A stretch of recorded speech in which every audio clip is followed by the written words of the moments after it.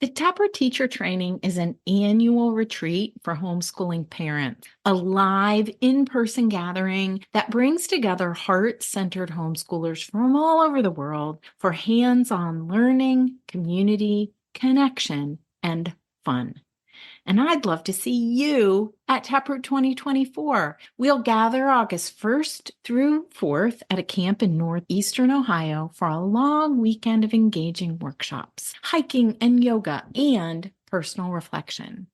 Taproot gives everyone a chance to experience and practice singing, painting, and building main lessons in order to foster a deeper understanding of the hands-on Waldorf-Inspired approach. A team of experienced homeschoolers offer guidance rooted in each of their family's life to help bring you more joy to yours. This is our 18th year of offering this amazing experience. You can learn more at artofhomeschooling.com/taproot2024.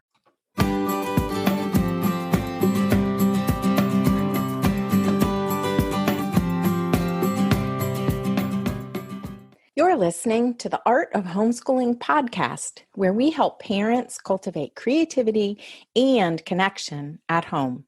I'm your host, Jean Miller, and here on this podcast, you'll find stories and inspiration to bring you the confidence you need to make homeschooling work for your family. Let's begin.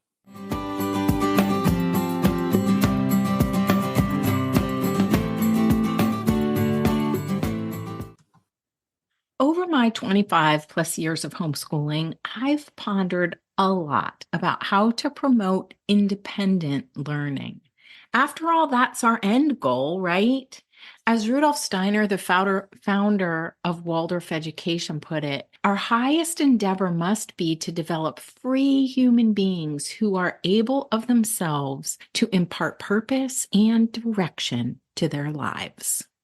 One thing I've noticed is that most teaching methods, Waldorf included, are heavily teacher-directed, meaning the teacher is planning, preparing, and leading the learning most of the time, like in a classroom. So how do we end up with independent learners? Remember, that's the ultimate goal.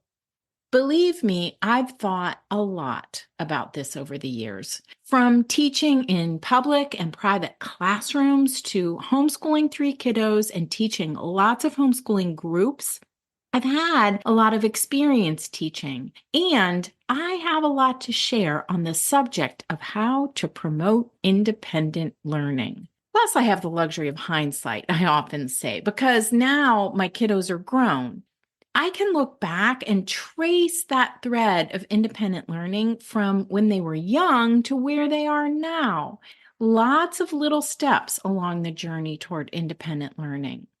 Let me just say that these days, I see in all 3 of my children this amazing lifelong learning quality. When they have an interest in something new, right? They dive in and learn all they can about it, whether that's building a mountain bike, foraging for mushrooms, pickling vegetables, or exploring a new city. Let's trace this learning journey from a Waldorf-inspired homeschooling perspective. The kindergarten years in Waldorf education are a time for preserving childhood, a time for us to be the warm, strong, loving parent who creates a beautiful play environment, sharing stories and songs and engaging in meaningful activity that our children can observe and imitate. For me, I wanted my kiddos to be able to spend lots of time outdoors in those early years. So we had a garden, we had lots of pets to care for and take on walks, and we volunteered once a week on a farm for years.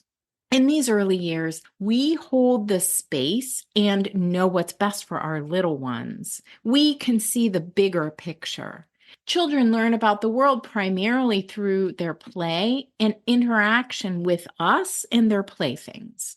We lay the foundation for literacy and songs and movement and stories, skills that they are building on. And we can see that. We can see how that progression happens. And we can keep things alive through lots of wonderful, engaging activity. I like to think of the next phase as grades 1 through 3. During these years, we as parents lead the lessons and gently introduce our children to learning through stories and pictures and engaging artistic activity, all kinds of lively arts, right? Drama, music, painting, drawing. We pick the stories and we plan the lessons, and we set up special playthings and expectations so that our children of this age can learn to begin to play alone and independently for longer and longer periods of time, while perhaps we work with a sibling or take care of the baby. Children learn from us and learn on their own by interacting with their environment. In these years at our house, I really appreciated that my kiddos could spend some time each day learning from me, from the planned lessons, and some time each day exploring their own interests and being part of the community of our family. Then, slowly, gradually, beginning usually after the 9-year change, I recommend, so around 4th or 5th grade, we begin promoting more independent learning. And so, independent learning in homeschooling is a result of a process that happens over many years. I hope you can zoom out for a moment from wherever you are on your homeschooling journey and see that. I've found that the idea of independent learning is so very important to pay attention to when we're at home with our children, especially. After all, Rudolf Steiner created the Waldorf method for a classroom, and he was thinking primarily of grades 1 through 8. So there was never really a consideration for how to shift the control or responsibility for lessons and learning to the children, from the adult to the children. But at home, it's a different story. We're blessed with the opportunity to help our children explore their own interests and become more independent learners. And actually, I think at home, this is easier to do than in a classroom. We have so many more opportunities for this. So, what are some ways we can promote independent learning in our homeschools? A great place to start is by introducing our children to what might be referred to as independent projects, or projects that we assign to them or help them construct. Eric Fairman, the author of the Path of Discovery series, calls these challenges. I love that. The Path of Discovery books are great for homeschoolers, by the way. They're his notes from when he was a classroom teacher in Australia, and you can buy them grade by grade. They include a lot of ideas for these independent projects or challenges, probably starting in grade 5, I think.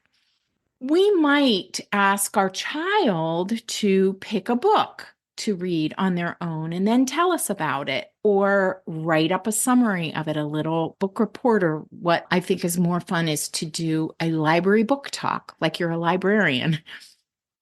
They could pick an art project from the era being studied, or a person to read about and write a biographical sketch on. There's so many possibilities.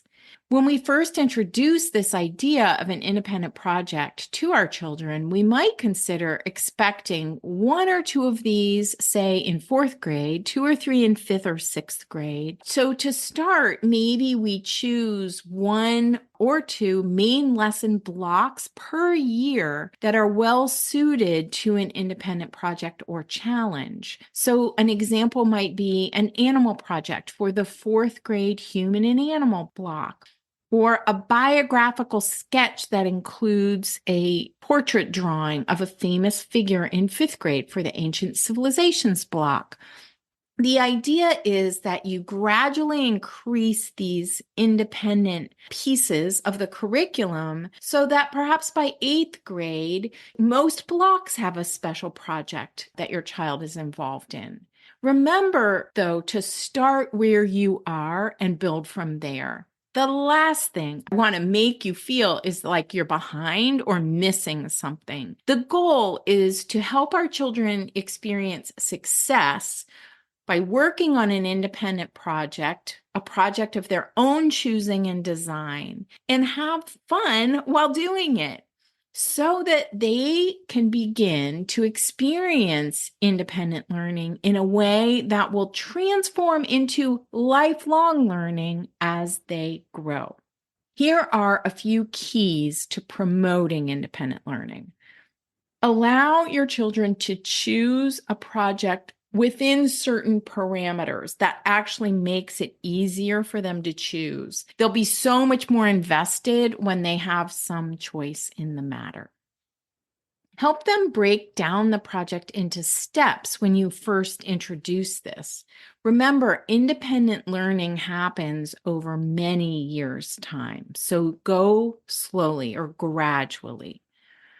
Encourage your children to set aside time, maybe each week, to work on the project. Time management is a big part of independent learning. And then agree on an endpoint of the project, a due date of sorts, and a way for your child to share their work when it's completed. During this process of promoting independent learning, what exactly is our role then in each of these stages? I love the images that Kim John Payne, author of Simplicity Parenting, suggests. He describes our role as parents and teachers is changing through the years.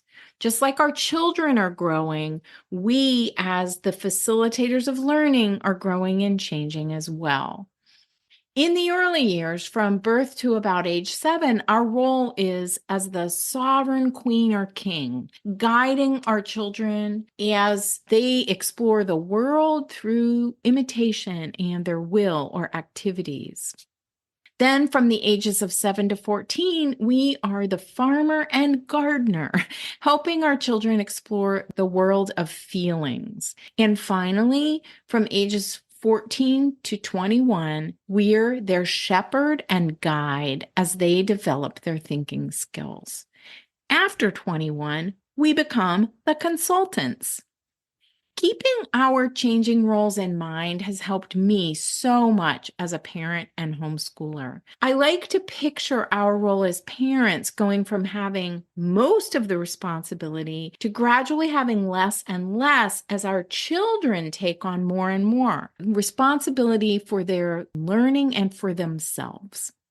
I have a wonderful image of this process called the 4 baskets from my training as a Simplicity Parenting Family Life Coach.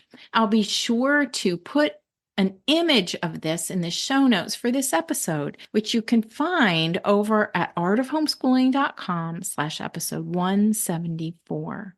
Thanks for tuning in today, and I wish you all the best as you promote independent learning in your family.